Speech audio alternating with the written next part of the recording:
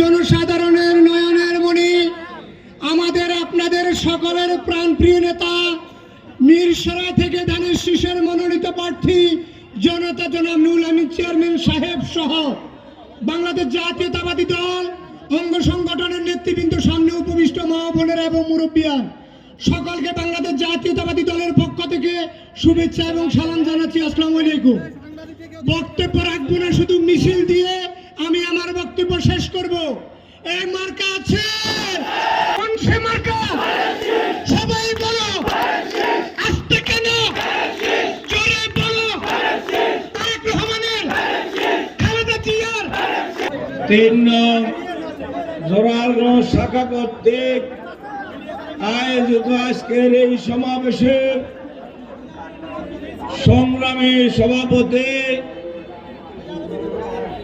উপস্থিত সম্মানিত নেতৃবৃন্দ, উপস্থিত বাংলাদেশ জাতীয়তাবাদী দলের সম্মানিত ভাই ও বন্ধুরা, ছাত্রদল, যুবদল, স্বেচ্ছাসেবক দল, কৃষক দল, শ্রমিক দলের ভাইরা, আসসালামু আলাইকুম ওয়া রাহমাতুল্লাহ। আমি সর্বপ্রথম মহান রব্বুল আলামিনের দরবারে শুকরিয়া জ্ঞাপন করছি। আল্লাহ পাক আজকের এই বিশাল সমাবেশে আমাকে কথা বলার তৌফিক দান করেছেন, আলহামদুলিল্লাহ।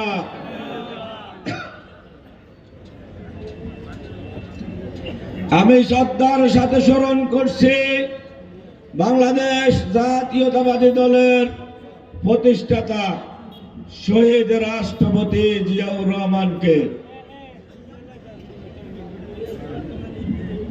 আল্লাহর দরবারে দোয়া করে, আল্লাহ আমাদের প্রিয় নেতাকে তুমি জান্নাতবাসী করো। আমি শ্রদ্ধার সাথে স্মরণ করছি গণতন্ত্রের মা, আপসীন নেত্রী, দেশনেত্রী বেগম খালেদা জিয়াকে।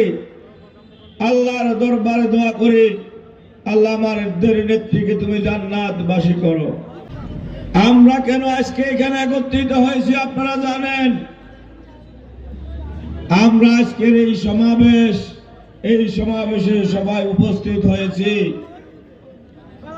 আসন্ন জাতীয় সংসদ নির্বাচন আগামী 12ই ফেব্রুয়ারি। সেই নির্বাচনে বাংলাদেশ জাতীয়তাবাদী দল বিএনপির পক্ষ থেকে ধানের শীষের প্রতীকে আমি অংশগ্রহণ করেছি।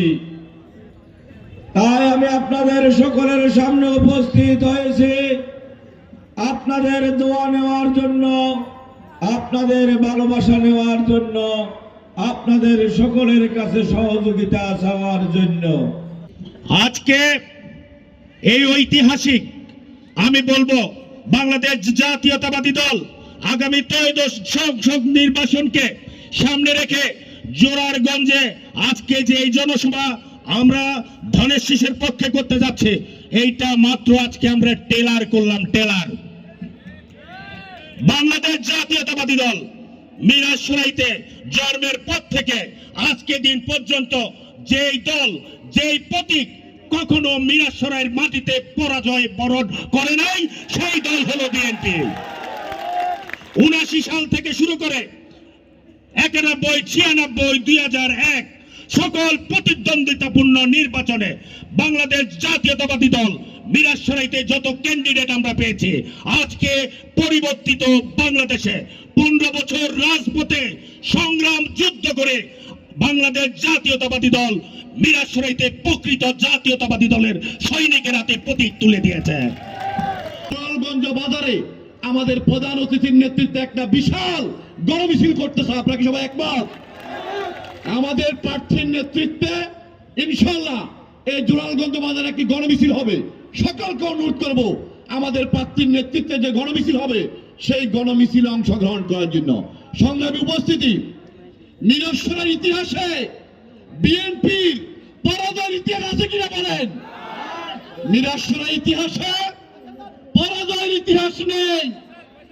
আগামী 12 তারিখ নির্বাচনে আমরা বিপুল ভোটের ব্যবধানে আমাদের প্রার্থীকে জয়যুক্ত করে অবহেলিত মিরসরাইবাসীর পক্ষে কথা বলার জন্য মহান জাতীয় সংসদে পাঠিয়ে আমরা আনন্দঘন পরিবেশে আমরা গড়ে ফিরে যাবো ইনশাআল্লাহ।